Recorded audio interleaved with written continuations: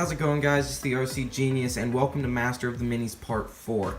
It's been a while since I came out with an episode for this build series. I'm very sorry it took this long, but it's taken me this long to figure out a steering setup. And so I've been working on this a lot off camera, so that way I can get it, so that way I can present it to you guys and we can start the next part.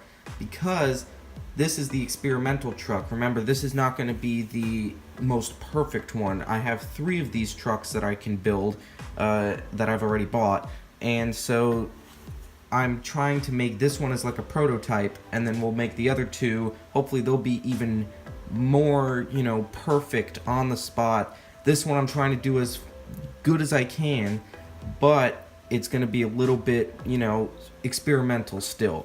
So I want to show you guys what I did for the steering setup. In the last part, we set up the motor, and in this part, we're going to start putting things back together.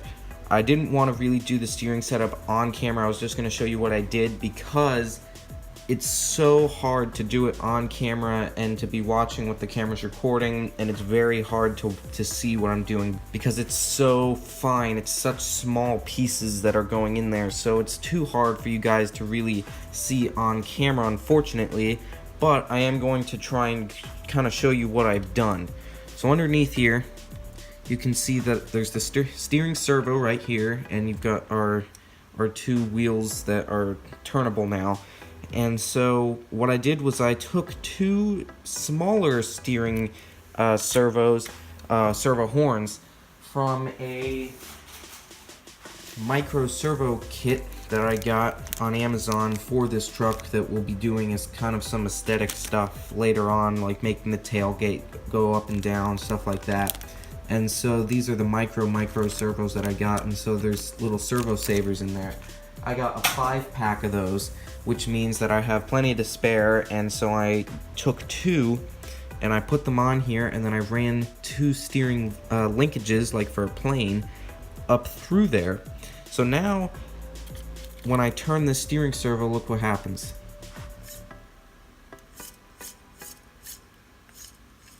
We have steering. Now, it's not going to be the best steering radius. Obviously, we're working with a pretty small vehicle, so I wouldn't expect a lot better of a system, but I do think that this is going to be good enough for the moment. I'm going to try and maybe go back and later on make it so that there's a little bit more steering radius going on there, and we can make sharper turns. But for the moment, this is going to be fine, so that way we can get this thing moving.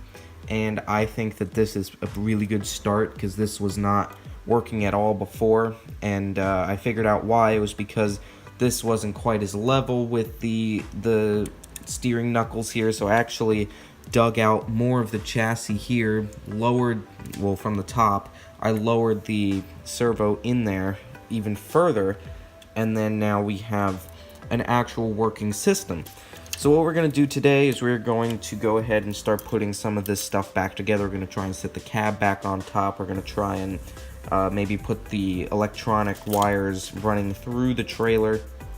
So give this video a like, please subscribe. I hope you guys enjoy this next part of this video, and let's get started in rebuilding this vehicle so that way we can go out and drive it soon.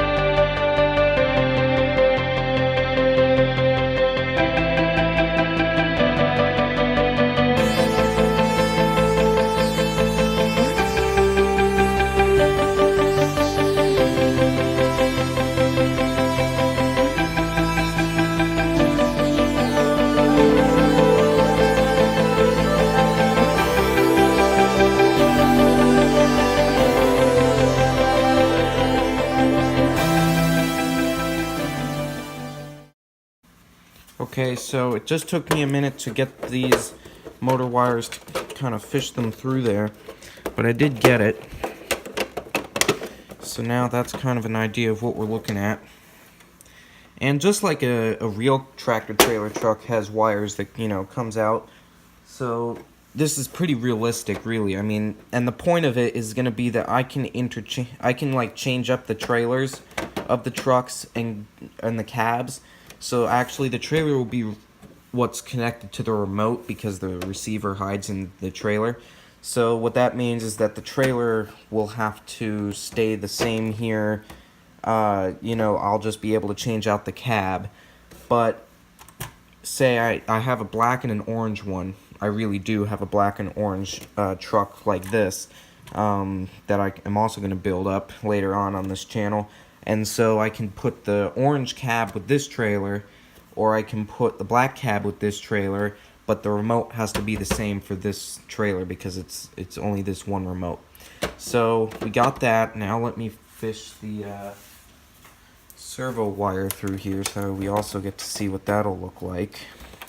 I can't quite screw on the trailer top yet, simply because I need to actually hook up the electronics to the receiver first, because if I don't, I can't reach in there to plug everything in.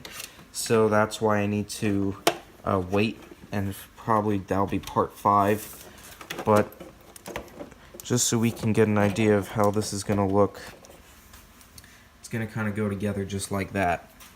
And now that I'm looking at it, these motor wires might actually reach each other.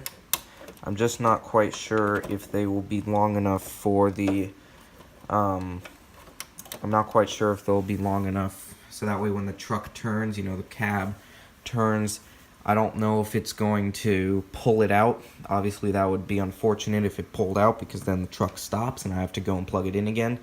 So I'm going to look at that. I might end up getting another plug for that, but I'm not sure. But as far as part 4 goes, I think we made some pretty good progress. So, thank you everyone for watching. Please like and subscribe. Tell your friends about this project. I'm going to start, you know, coming up with the plans for part 5. And hopefully part 5 will be out sooner than this one came out. Of course, the biggest thing that took that long was getting that steering set up, and I did not know how I was going to do it, and then now I finally figured something out. So, thank you everyone for watching. Please like and subscribe. Have a great Memorial Day, and I will see you guys next time, hopefully in part 5 of Master of the Minis. Catch you later.